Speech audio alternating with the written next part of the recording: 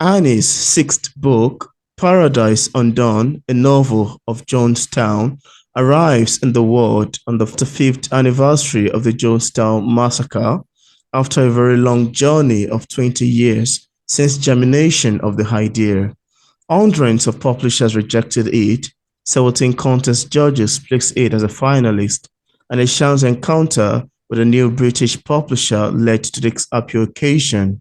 A second book, Lily in the Desert Stories, was published by the Carnegie-Mellon University Press Series in short fiction in 2001. Her first book, York Ferry, a novel, Cane Hill Press, 1993, was well reviewed in the New York Times Book Review, the Los Angeles Times, and was selected as the pick of the month by library journals. It was chosen by the International Rubery Award for the annual fiction prize in 2016. She lives in South Central Colorado, where she writes and makes art in the shadow of the Sangre de Cristo Mountain range. She also edits manuscripts online and teaches for the University College Creative Writing Master's Program. And on today's episode of our interview, it's my utmost pleasure and joy to have on the show today Annie Dawid. How are you doing, Annie? I'm doing very well, thank you. Yeah, it's so lovely to have you on the show today. I'm excited. Me too. Yeah. So, Annie, could you tell us about your book, Paradise Undone, a novel of Jonestown? How does this book come about? What inspired you to write Paradise Undone? I grew up with two young women in a suburb of New York City, Mm, and those women, girls at the time, entered a cult and disappeared for 20 years, changed their names. And that was after Jonestown, which happened in 1978 when I was a first year college student. well, And I've always been troubled by how two smart, funny, creative women could fall into a cult. And they were not zombies, they were not followers in any way. And so that haunted me forever. And well, in 2004, I read a short story to an audience at the University of North Dakota Writers Conference where I just mentioned the word Jonestown. It was not at all about Jonestown. And mm, after the reading, one of the faculty members came up to me in tears and well, he said he knew a friend who had lost family in Jonestown. well, And that was a very powerful response.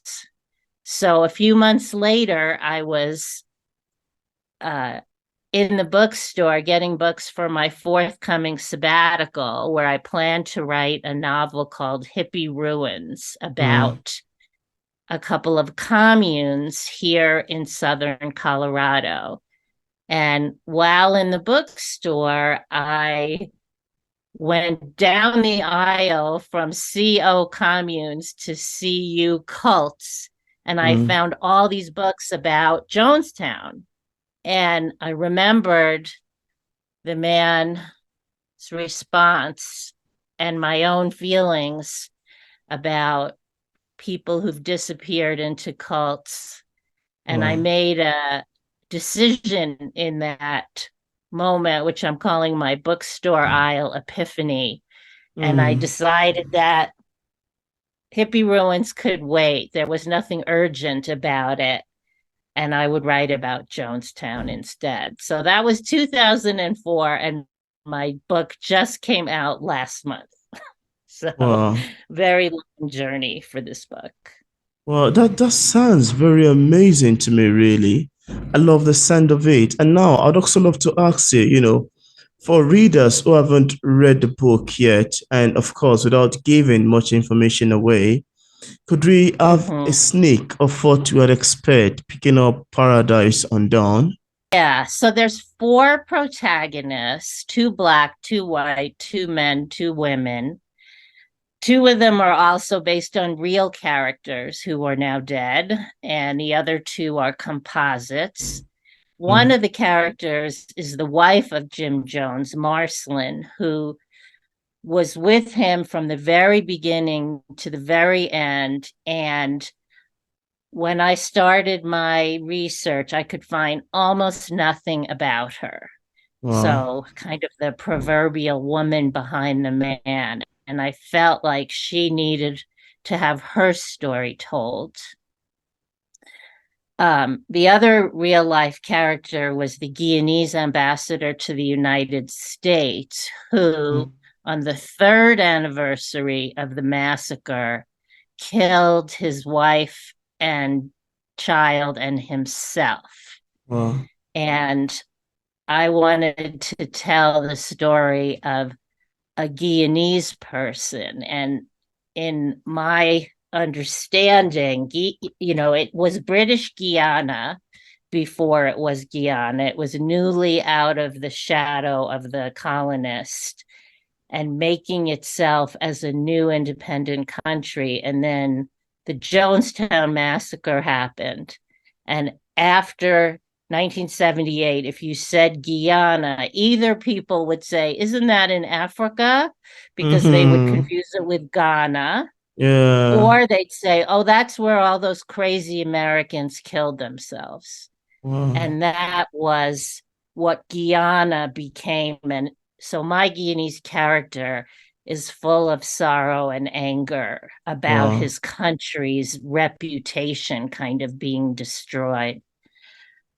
And the other two characters who continue to live into the present moment wow, are a man who escaped the day of the massacre, and that's based on a guy who did escape. And then the other one is a woman who didn't go to Guyana. She was doing administrative work for the temple in San Francisco. And there were a wow. lot of people like that. So there are a lot of survivors. And it takes her a very long time to get out of Jim Jones's shadow. Wow. Wow, I so much love the sound of your book. It sounds very intriguing to me. And now I would like you to show the book to the camera just so we can see what Okay. it looks like as a cover. Okay. So I don't know. Can you see Yeah, clearly what it is? yeah. So this is by an artist, a black artist, a black American artist who did a series of drawings. He was in the Bay Area when it happened, and he did a Mm, series of drawings, and he permitted me to use this one. So everybody's in Jones's shadow, and I have discovered in my work that everybody always wants to talk about Jim Jones. He takes all the air out of the room, and he was only one of the 917 people who died that day. wow, And I wanted other human beings who were there to get to tell their stories. So even now, so I was in England last month for my book launch, and we had Q&A sessions, and everybody wants to talk about Jim Jones. He's so mm, oversized, and wow, so I'm fighting that. I've been fighting that for 20 years, wow. writing the book. Wow, that's really amazing and sounds very appealing to me. And I'd also love to ask you, regarding Paradise Undone, what facet of the well-known Jonestown massacre story did you want to avoid repeating? Well, for people who were around in 1978 when the news broke all over the world, what happened was photographs of all the dead bodies piled on top of each other, Hmm, all spreading all over the world, and everyone made it sound like 900 plus people willingly drank this flavored the poison juice, and they called it Wow. the Kool-Aid because everybody knew Kool-Aid, but it was in fact Flavor Aid, which was a cheaper version. Mm. And it's not true that everybody willingly drank it. He had men with guns around the vat of poison, Mm. forcing people, and there were children-sized syringes of poison to put down the throats of the little ones, and people Wow. did not know that. Many people chose to do it, but just as many did not. 300 of the 900 were children, and we Wow. assume that children can't make their own decisions. Wow. 300 were elderly, and some of those people couldn't make their own decisions. Wow. So it's a misperception that the people who died were mindless zombies. They were not. They were human beings who had been subject to some very dire conditions, living in the jungle, being Wow. deprived of sleep, and Wow. they had to hear Jones's voice either live over the intercom or he played recordings of himself all the time. So they were worn down in spirit. Wow. Wow. That sounds so pulling to me. That sounds so pulling and emotional. Thank you so much for sharing. I love the Yeah. sound of it. Now, aside from Paradise Undone, I also see that you have other bodies of works, including Put Off My Sackcloth, which I so much love that title. I love the title. And Darkness Was Under His Feet. Would you like to tell us briefly about these two books? Well, interesting. Both of those titles come from the Psalms in the Bible in the Old Yeah, Testament. because I And said, I'm not a religious person, but the Psalms really speak to me. And mm, if you have ever, or any of your listeners have ever experienced deep depression, you will know that there are so many parts of the Psalms, King David's voice, that talk about being in the darkness. absolutely. Swallowed the heavens and came down, and darkness was under his feet. Feet. That is what I chose for my family's story. It's my father's family history from Germany in 1900, and it goes until 2000. So it's all based on interviews I did with my father and all of his relatives, and all of them have passed on. Oh, And interestingly, kind of like so many Holocaust survivors, the Holocaust tends to swallow up all the energy in the room. But that was a small period of time, and I wanted to tell the family stories before and after. So, mm, similar to, I guess, what I'm saying about Jones. wow. And Darkness Was Under His Feet, Stories of a Family, is about all these descendants of those who lived through the Holocaust and also the First World War, for Wow. which my grandfather, he was fought for Germany, as did everyone else who was in Germany. And we forget about that part. And then the Wow. other book is a series of essays, where That's Put Off My Sackcloth. Put Off My Sackcloth, which is kind of from about my journey out of depression. Mm. And so I put off my sackcloth. I had my son when I was 39, and did very serious therapy and medication, and I came out of that darkness, which had completely colored my life before that. And Mm. so putting off my sackcloth. It's obviously not literal. We don't wear sackcloths Yeah, anymore, but absolutely.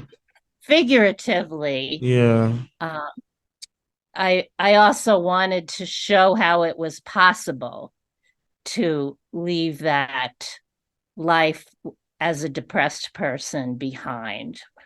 Wow. So the 1/3 of that book, though, are essays I wrote about writing this novel, Jonestown, because it took so many years to bring it into the world. It became my life. I did write another book, but I was still obsessed with getting this one into the world. And I think of my son's life as living under the shadow of this book until Mm. this year. And now he's all grown up. He's a graduate student in Paris. And he came Wow. over to London to celebrate this very Beautiful. large moment with me in London. That's amazing. And I love the fact that, most of the stories and books are written, are inspired based off, life stories, life experiences. And this, of course, sounds very appealing to me. When I saw the title, I was like, oh, this sounds like a kind of book I would love to read. Put up my sackcloth. And the other title, because they sound very dramatic, very expressive, Yeah, and something that, very captivating to want to get someone's attention to want to check it out. the Love. first essay, which starts in the darkness in Put Off My Sackcloth, is very hard to read because Mm. it's about my lowest point. And I've Wow. had two readers, two guys, in fact, who said they could hardly bear to read it. They had to put it down, go Mm. outside, come back in. And um, but it gets all better from there. So if you can make it through the first essay, then there's humor and light and laughter in the book Mm. as well, but not in the first essay. Wow.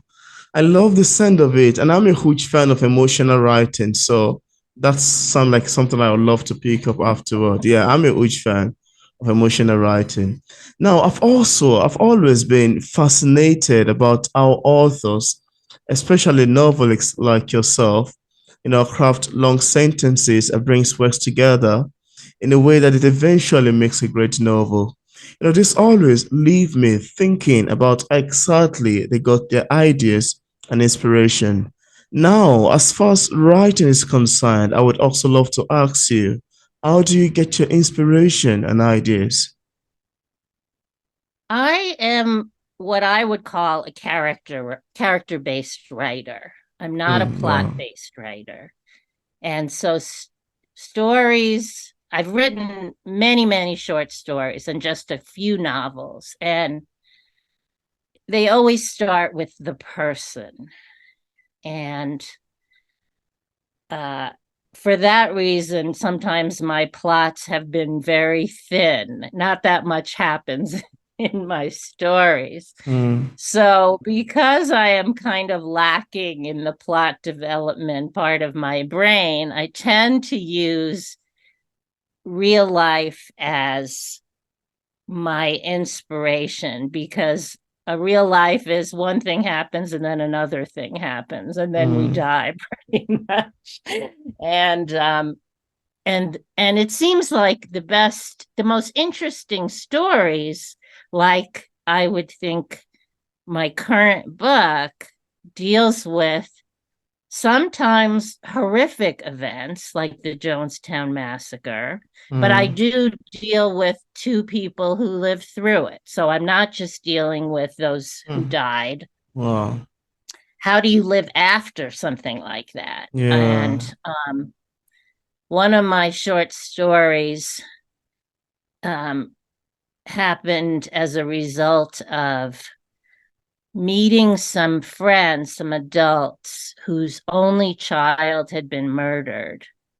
And I went to their house, and there was a picture of their dead daughter on the wall. And she had Wow. been a rising actress, and she was on the cover of a Wow. magazine. Wow. And that was the portrait, it was the enlarged magazine cover. Wow. And I thought about, well, this was an only child, and I could not begin to imagine how the parents lived after that. This was Mm. before I became a parent. But I thought about, what if there was a sibling?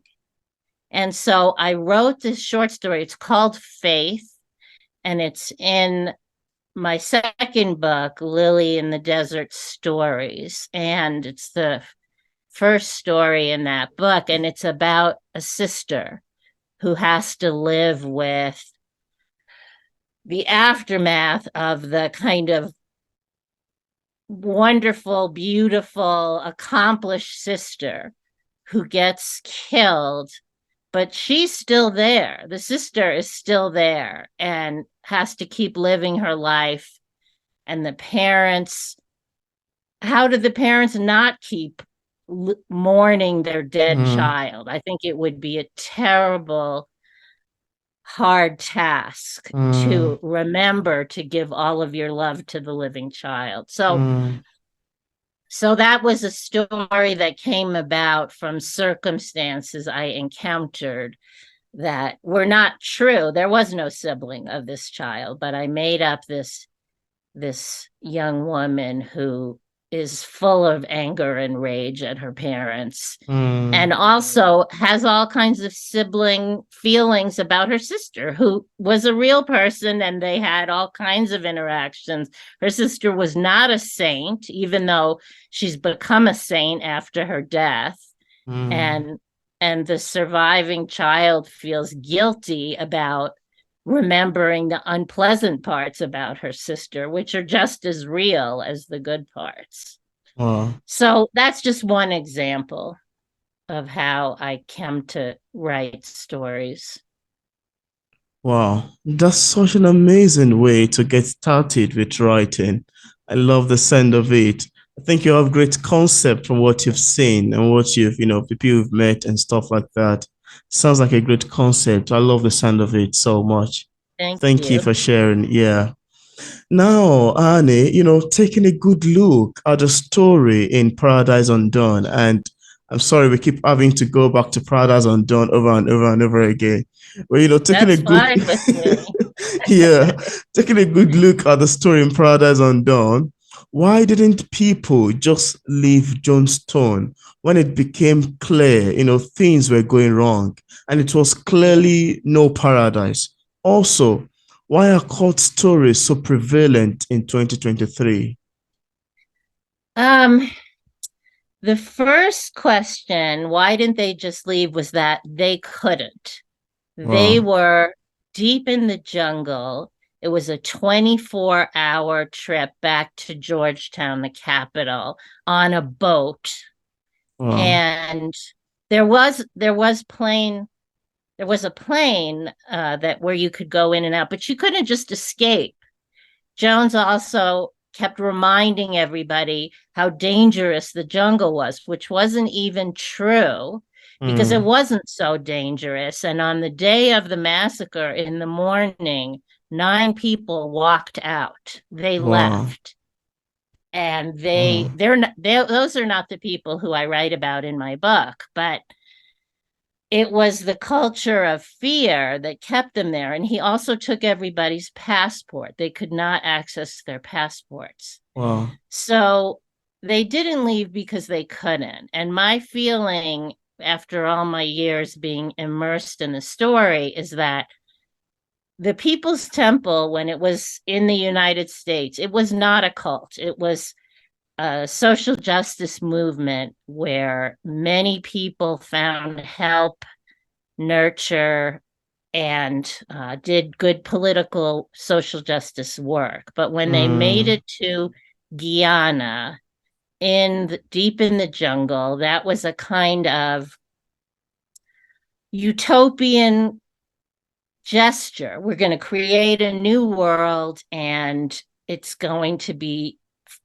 equal to all members, which Mm. is which is the utopian idea in a nutshell, which is also how, whites came to the United States or came to America in the 1600s and wanted to start a new world, a better world than what they were leaving behind. But in Jonestown, the reality of it became a cult there, and they couldn't escape. The other question about cults today is that cults never go away. There's always a charismatic leader who can persuade people with good hearts and brains, and lead them to their detriment. And many have talked about the cult of Trump in the United States. And have compared Trump to Jim Jones because we had so many deaths from COVID from people listening to him. More recently, there was earlier this year in Kenya, the recovery of hundreds of bodies, and they're calling it the Malindi Coast, from the area in Kenya where all the bodies were found.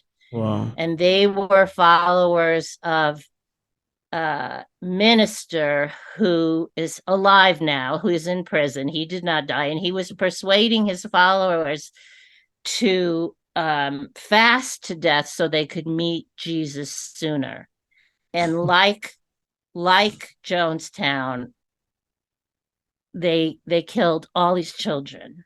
Wow. As well as adults. And so that's that's 2023 in the continent of Africa.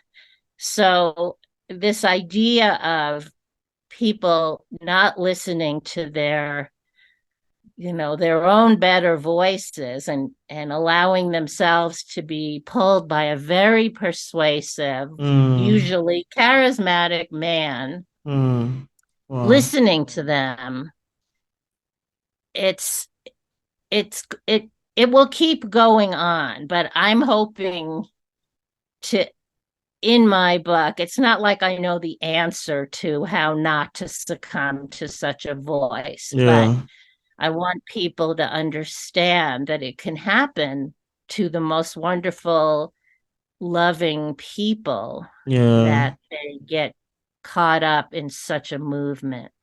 Wow.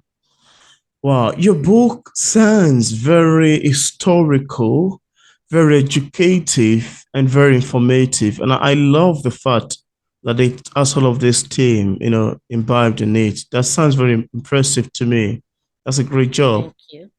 Yeah. Thank you. Yeah. Now, I'd also love to ask you, could you tell us what publishing is like for a published author like yourself? Also, are there any challenges you've encountered ever since it got published? And again, how do you undo criticism as a writer? I think I have 3 questions in that one. That single one. Okay. So my first book, as you mentioned, it got reviewed in the top places, the New York Times Book Review. I got a good review. And I thought that I had made my way into the world of publishing, but no, that was wrong. And everything after that first book was so difficult to bring out into the world. So I'm not someone who wanted to self-publish. I have never self-published. So I've had 2 different agents who both tried to sell work for me and were unsuccessful.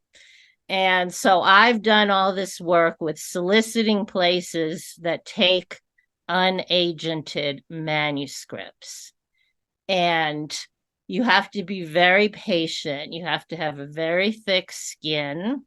With this particular book, I had submitted it many times over 16 years to many contests. And I managed to get into the top 10 in 17 of them. So that means it was in the top tier of the work quality-wise. And I always believed that the writing was of publishable status. But then you get to taste a judge has 10 books to look at.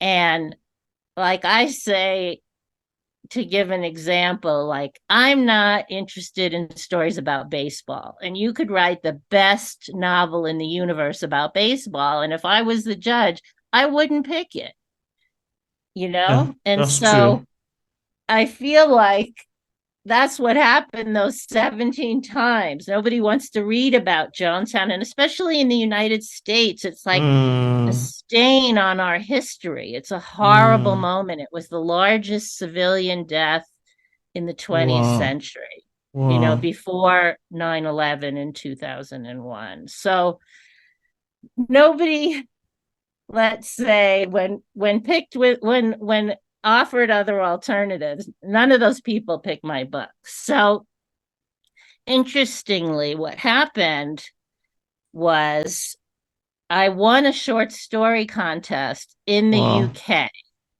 and Mm, I was communicating with the administrator of that contest. contest. And it turns out she was starting her own small press in the UK. Oh, And so I told her about my book, and she said, "Well, I want to read it." And I had mistakenly thought this was really only an American story. That was my misperception. I had sent it to a couple of UK publishers, but mostly I'd focused on the US. And she said, "No, it's not just a USA story. This is a it's story about about human beings everywhere. anywhere." Yeah, even in Africa, you know, Yeah, and there everywhere. have been suicide cults in Absolutely. Switzerland. Yeah. The Solar Temple, you may remember from the 1990s. And so she read my book, and in a month she said, "I want to publish your book." Wow. So so it really was a kind of chance that it has come into the world this way. But now sometimes I think, well, maybe it is opportune in this particular moment, in the cult of Trump moment, Mm, for people to read about. And then this Melindy thing happened this year. And one thing that's really crazy is the guy, that minister who's still alive in prison in Kenya, he studied with one of the same Christian doomsday prophets in the wow. United States that Jim Jones studied with. Wow. So there's a connection with them being influenced by the same doctrine. Wow. Wow. Um, That's so I can't give advice about publishing except to say don't give up. well, that's enough an advice, really. A word that says enough for the wise. So Yes. don't give up. Sounds like a great advice. And I so much love the sound of your book. And again, the way the short story come to be, the processes alongside, and how historical your stories sounds very amazing to me, really. And like you said, this is not only a United States thing. It's something that can be read No. everywhere, vastly, Yes. all over, from Yes. anywhere around the world. So that's an amazing work you're doing. Thank you. Thanks. Now, apart from Paradise Undone, Put Off My Sackcloth, and Darkness Was Under His Feet, do you have any of the works you've authored or maybe currently working on? Well, I'll tell you about the next book, which my publisher is reading now. Part of my contract with Paradise Undone was that she would get first dibs on the next book.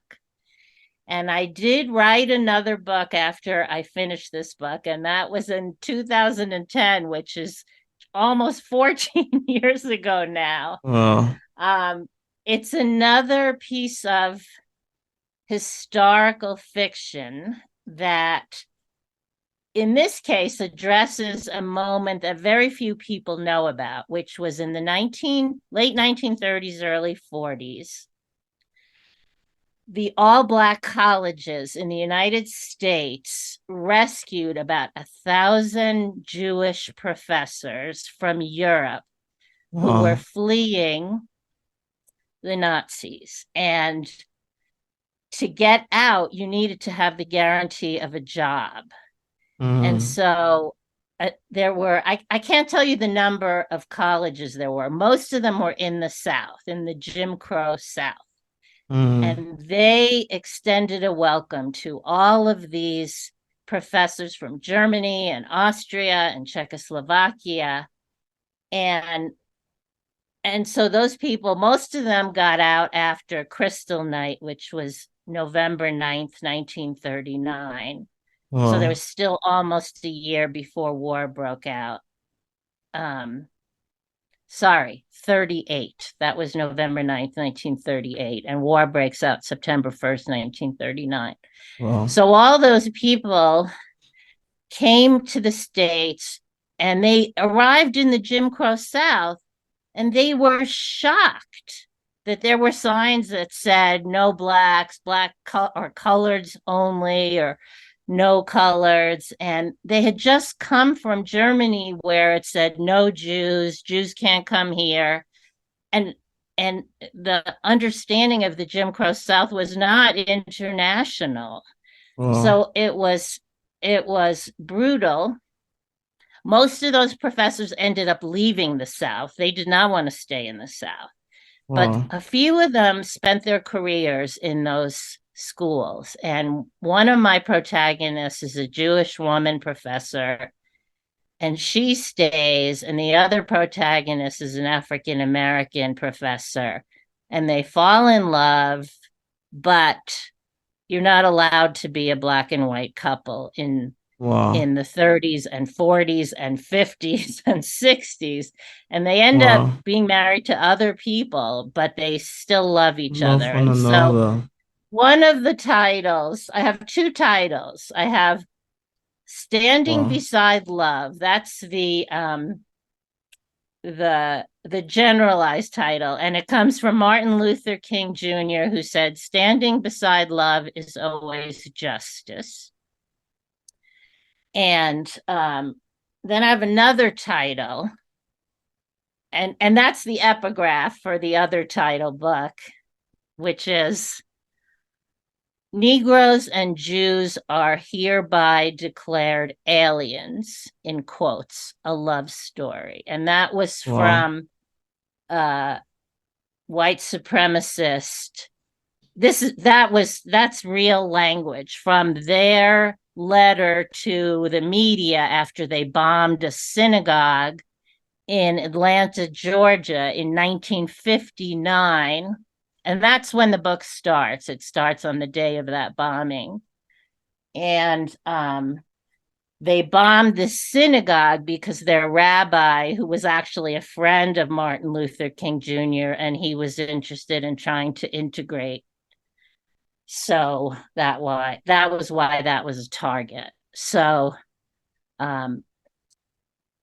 it's a little bit of an upsetting title. Negroes and Jews are hereby declared aliens, a love story. So it may not stay as that title. It might go back to being Standing Beside Love. But I feel like it's a really important moment of civil rights history that, Mm. unlike Jonestown, like people don't know about this in the United States. So I wanted to shed some light on it. Wow. Thank you so much. And as we are speaking, I'm taking some note of some things I'd love to make research on afterward. And that's one of the reasons why I always find your book to be very historical. It's amazing that Yeah, some of these things I'm yeah, even getting to hear them for the very first time. That's amazing, yeah. really. Let me tell you the title of a book that inspired me to research more about that story and inspired my writing that novel. It's called From Swastika to Jim Crow. It's a short piece of nonfiction, From Okay. Swastika to Jim Crow. And before a friend of mine turned me on to that book, I had no idea about this Wow. history. Wow. That's really amazing. Thank you so much for sharing. Thank you. Thank you. I appreciate your time and attention. Yeah. Now, in case we have some viewers who are currently watching this interview and would like to get a copy of your book, Mhm. on what platform are they available on for purchase?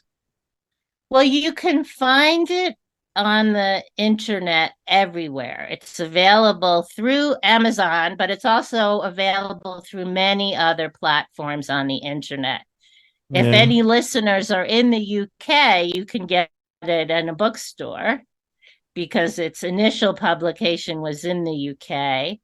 And that's where it's being distributed to bookstores. But Wow. otherwise, you have to get it from anywhere else in the world, including the United States at the moment. You have to get it on the internet. Yeah, that's amazing. And I left a link in the discussion part of this interview where interested viewers can get a copy of Annie David's books directly on Amazon and on other Okay. platforms as well. So thank you Yes. so much, Annie, for accepting the invitation to be featured on P English Literature. It's awesome having this conversation with you. Well, I so appreciate being able to talk to you and to your listeners. Yeah, it's my pleasure as well.